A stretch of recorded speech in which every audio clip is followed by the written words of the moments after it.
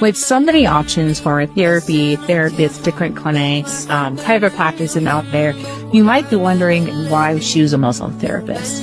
As Muslims, there are certain aspects of our faith that are sometimes difficult to explain to other people. We have different regulations in terms of prayer, or if you're hijabi, the way that you look, the way that we carry ourselves. We just have a lot of experiences and identities that sometimes the average American non-Muslim therapist may not fully understand, or even if they are willing to learn, willing to understand, nobody wants to spend their precious therapy time having to explain basic things.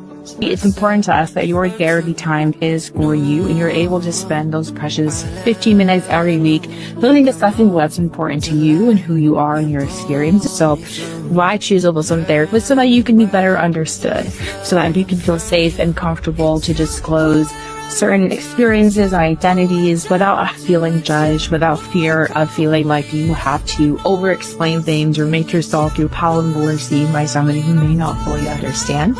And our therapists are trained in both the Islamic and the clinical traditions, so they're able to blend the two to understand where you're coming from, to speak to you according to your own religious values, to encourage you in your religious practice, as well as to apply the principles of traditional counseling as well.